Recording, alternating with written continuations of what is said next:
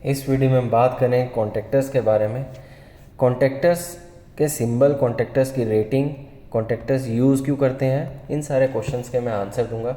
तो देखिए, पहला क्वेश्चन है कि कॉन्टैक्टर होता क्या है। कॉन्टैक्टर क्या होता है कि ये इसके वर्ड में छुपा है। ये कॉन्टैक्ट जो कॉन्टैक्ट्स बनाता है किसी भी सर्किट के बीच में, ये मान लीजिए 3 फेस आ रहा है और ये हमारा एक डिवाइस लगा हुआ है जिसको हम कहते हैं कॉन्टैक्टर। ये क्या करता है, ऑटोमेटिकली सर्किट को जोड़ता है। ठीक है, ये 3 फेज आ रहे हैं। अभी ये मैं कॉन्टैक्टर नहीं लगाऊंगा तो मैं इसको ऑटोमेटिकली कैसे चलाऊंगा, कोई भी मोटर को अगर हम चला रहे हैं तो। ठीक है, तो कॉन्टैक्टर क्या करता है, किसी भी सर्किट को जोड़ने का काम करता है। इसके बीच में फिक्स्ड और मूविंग कॉन्टैक्ट्स होते हैं जो कि आगे पीछे मूव करते हैं और उससे हमारे कॉन्टैक्ट्स बनते हैं।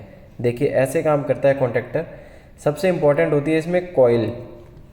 देखिए, यहाँ पे ये कॉइल है जिसको ऐसे दिखाया गया है। इसमें क्या होता है कि जब हम कॉइल को सप्लाई देते हैं तो मैग्नेट बनती है, और ये मैग्नेट क्या करती है, मूविंग आयरन कोर को अपनी तरफ खींचती है। ये जो फिक्स्ड है, ये दोनों जब मिलते हैं तो यहाँ से कॉन्टैक्ट्स चेंज होते हैं। सारा का सारा खेल है। अगर हम पावर कॉन्टैक्टर की बात करें, देखिए 2 टाइप के कॉन्टैक्टर्स होते हैं। एक होता है पावर कॉन्टैक्टर, एक होता है कंट्रोल कॉन्टैक्टर। कंट्रोल कॉन्टैक्टर क्यों यूज़ होता है, पावर कॉन्टैक्टर क्यों यूज़ होता है। पावर कॉन्टैक्टर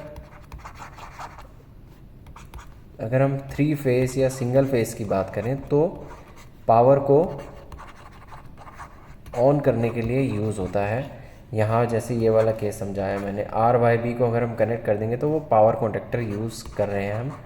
ओके, लेकिन कंट्रोल क्या करता है, कंट्रोल कॉन्टैक्टर हमेशा कॉन्टैक्ट्स चेंज करता है। ओके, एनओ का एनसी बना देगा, एनसी का एनओ बना देगा।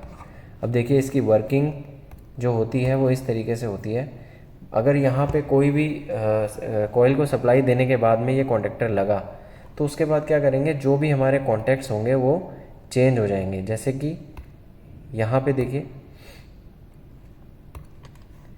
ये हमारा 2 कॉन्टैक्ट्स हैं। जैसे ही हमने कॉइल को सप्लाई दी, ये कॉन्टैक्ट्स लगे तो ये जो है एन सी का बन जाएगा एनओ और एनओ का बन जाएगा एनसी। तो नॉर्मली कंडीशन में ये एनसी ही रहेगा। जैसे कि आप कंटिन्यूटी से भी चेक कर सकते हैं कॉन्टैक्टर पे। अगर हमारा कॉन्टैक्टर ऑफ है, होल्ड नहीं है, तो नॉर्मली ये एनसी रहेगा। लेकिन जैसे ही हम कॉन्टैक्टर लगाएंगे तो ये हो जाएगा एनओ। और इसको हम ऑटोमेशन में यूज़ करते हैं, कंट्रोल कॉन्टैक्टर्स को। इसको हम ऑक्सिलरी कॉन्टैक्टर्स भी बोलते हैं। देखिए, कॉन्टैक्टर अगर हम कंट्रोल ड्राइंग में देखेंगे तो इस टाइप से बनाते हैं कॉन्टैक्टर। ओके, और यहाँ पे जो कॉइल है ये इस टाइप से डिनोट करते हैं हम कंट्रोल ड्राइंग में। मैंने और भी वीडियोस बनाए हैं कंट्रोल ड्राइंग के, जिसमें मैंने डोल, आरडोल और स्टार डेल्टा की कंट्रोल ड्राइंग को एक्सप्लेन किया है। उसमें आप देख सकते हैं कि जो जैसे ही ये कॉइल लगेगी वैसे ही ये कॉन्टैक्ट्स चेंज हो जाएंगे। अब देखिए, कॉन्टैक्ट्स कैसे देखते हैं हम।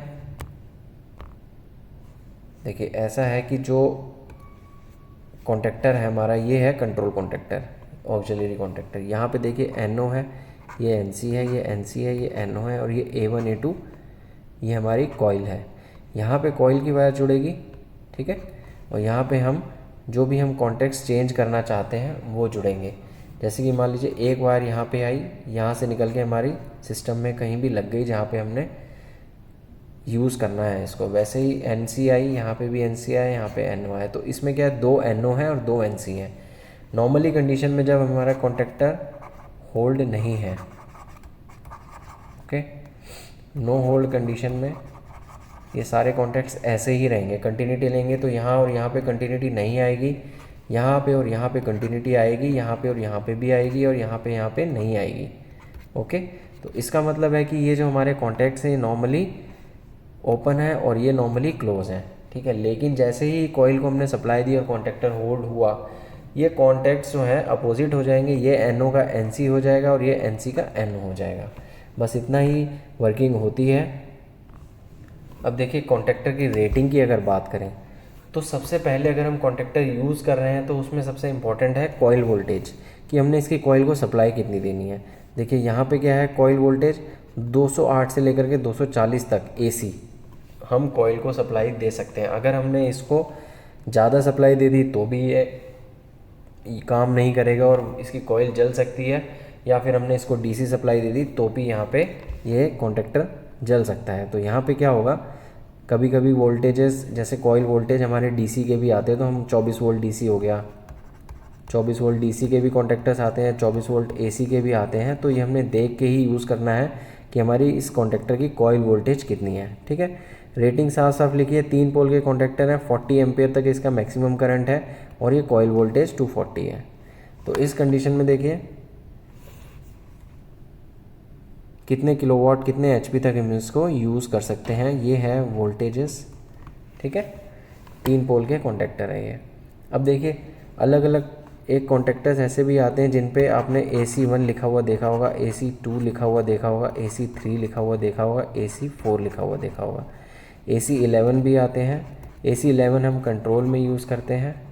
ओके, AC1 हम रेजिस्टिव लोड के लिए यूज़ करते हैं। रेजिस्टिव लोड जैसे कि हीटर हो गया, कोई लैंप हो गए, उनमें हम ये यूज़ करते हैं। इसमें हम यूज़ करते हैं स्लिप रिंग मोटर में। स्लिप रिंग मोटर के लिए ऐसे कॉन्टेक्टर्स आते हैं जिसमें AC2 लिखा होगा।